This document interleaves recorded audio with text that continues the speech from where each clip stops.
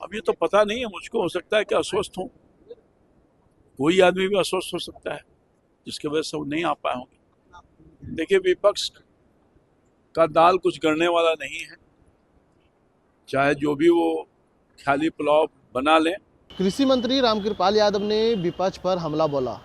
Media ने सवाल किया कि जिस तरह से जो है बिहार के मुख्यमंत्री नीतीश कुमार ईद में हमेशा जो है पटना के ऐतिहासिक गांधी मैदान में आते थे, लेकिन इस बार नहीं आए। रामकृपाल यादव ने सीधा सीधा कहा कि देखिए, नहीं आए होंगे, अस्वस्थ होंगे, कोई कारण होगा, बस नहीं आए होंगे। लेकिन उनके पुत्र जो है निशांत कुमार पटना के ऐतिहासिक गांधी मैदान में ईद में जो है उन्होंने शामिल हुआ। वहीं जो है सीधा सीधा कहा रामकृपाल यादव ने कि देखिए, विपक्ष जो है वो उनका कोई मुद्दा नहीं होता है।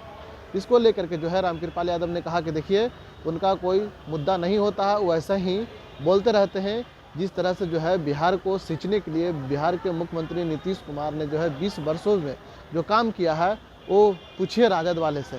पहले रामकृपाल यादव की पूरी बयानों को सुने। अब ये तो पता नहीं है मुझको, हो सकता है कि अस्वस्थ हो, कोई आदमी भी अस्वस्थ हो सकता है जिसकी वजह से वो नहीं आ पाए होंगे। देखिए, विपक्ष का दाल कुछ गड़ने वाला नहीं है, चाहे जो भी वो ख्याली पुलाव बना लें।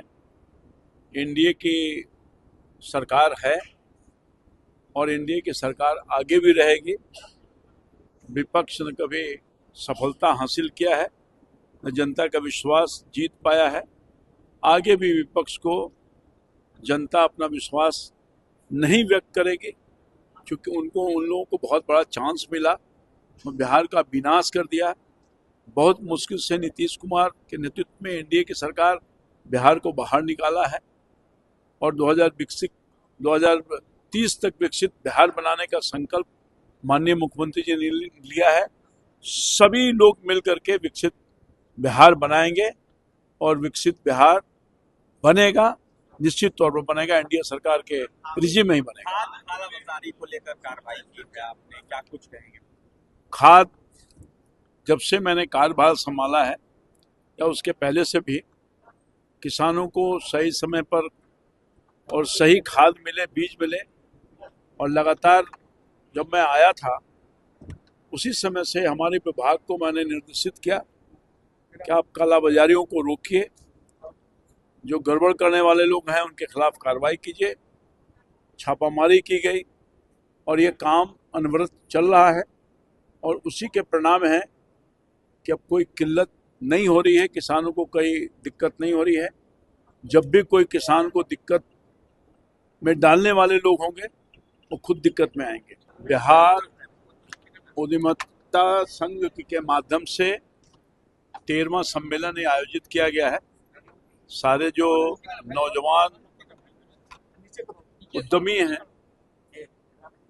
विमर्श हो रहा है और मैं समझता हूं कि आज अगर हम चाहते हैं कि बिहार में, चूंकि आबादी बहुत ज़्यादा निर्भर करती है खेती और किसानी पर, तो कृषि को कैसे उद्यमिता से जोड़ा जाए और उस पर विमर्श हुआ, लोगों ने अपने विचारों को रखा।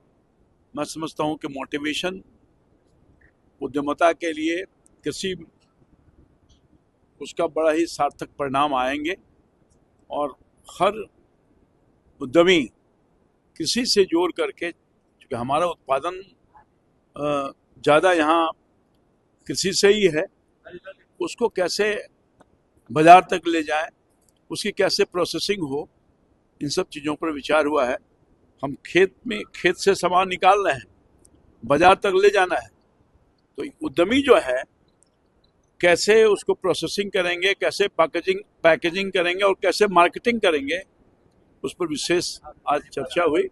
मैं समझता हूँ कि इसके बड़ा सार्थक परिणाम आएंगे और बिहार को समृद्ध बनाने में कृषि का और जो हमारे उद्यमी हैं संयुक्त रूप से प्रयास होगा, तभी बिहार आगे समृद्धि की तरफ और बेरोजगारी दूर की तरफ बढ़ेगा। तो आपने सुना जिस तरह से जो है रामकृपाल यादव ने जो है विपक्ष पर हमला किया और साफ साफ कहा मुख्यमंत्री नहीं आया है, लेकिन मुख्यमंत्री नीतीश कुमार पूरी तरह से जो है बिहार के जनता के लिए है। वहीं जो है बिहार में जिस तरह से जो है यूरिया खाद को लेकर के जो है किल्लत है, उन्होंने कहा कहीं किल्लत नहीं है, हमने जांच भी करवाई है, कई बार छापामारी भी करवाए हैं, अगर अवसर आएगी तो आगे इस कदम को बढ़ाने में जो है हम लोग सक्षम रहेंगे। लेकिन देखना होगा, जिस तरह से जो है रामकृपाल यादव ने साफ साफ कह दिया है कि अब बिहार में जो है किसानों को कोई भी समस्या नहीं होगी। इंशाल्लाह आपके लिए पटना से ब्रजेश कुमार।